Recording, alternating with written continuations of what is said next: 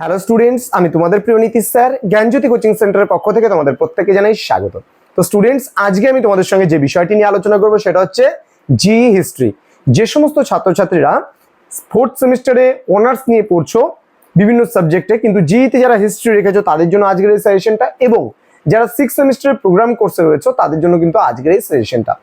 তো যারা এখনো পর্যন্ত আমাদের অফিসিয়াল ইউটিউব চ্যানেলটিকে সাবস্ক্রাইব করেনি তারা অবশ্যই চ্যানেলটিকে সাবস্ক্রাইব করে পাশে থাকা বেল আইকন অল প্রেস করে দাও, যাতে নেক্সট টাইম থেকে কোনো ভিডিও আপলোড করলে তার নোটিফিকেশন তুমি সবার আগে পেতে পারো।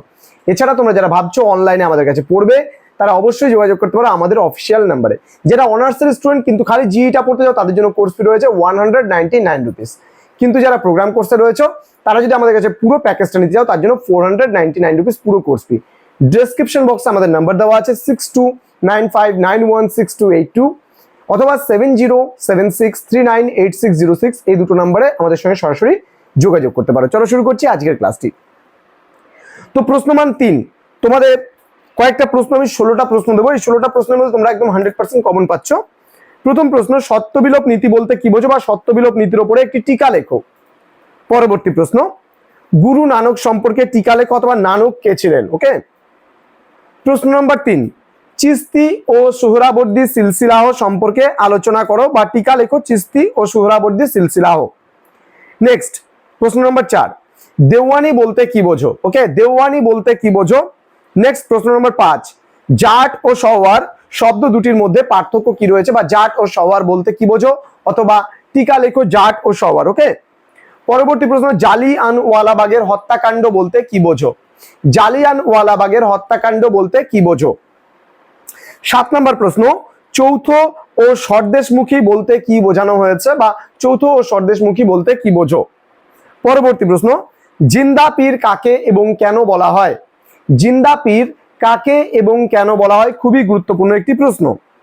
পরবর্তী প্রশ্ন, সিরাজের সঙ্গে ইংরেজ ইস্ট ইন্ডিয়া কোম্পানির বিরোধের 3টি কারণ উল্লেখ করো। আবারও বলছি, সিরাজের সঙ্গে ইংরেজ ইস্ট ইন্ডিয়া কোম্পানির বিরোধের যে কোনো 3টি কারণ উল্লেখ করো।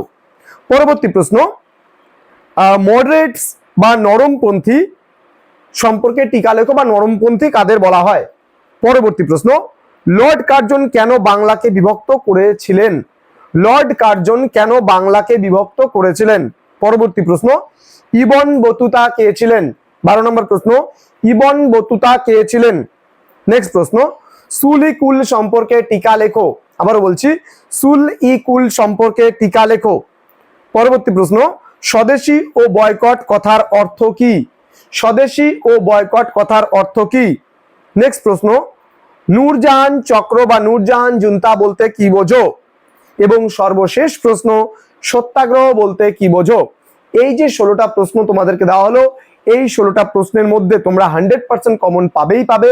তো স্টুডেন্টস, যারা এখনো পর্যন্ত আমাদের অফিসিয়াল ইউটিউব চ্যানেলটিকে সাবস্ক্রাইব করনি তারা অবশ্যই চ্যানেলটিকে সাবস্ক্রাইব করে দাও, পাশে থাকা বেল আইকন অল প্রেস করে বন্ধুদের সঙ্গে ক্লাসটি অবশ্যই শেয়ার করবে। দেখা হচ্ছে খুব তাড়াতাড়ি পরবর্তী ক্লাস নিয়ে। তোমরা প্রত্যেকেই ভালো থেকো, সুস্থ থেকো। Thank you so much. Thanks for watching. After all, thank you.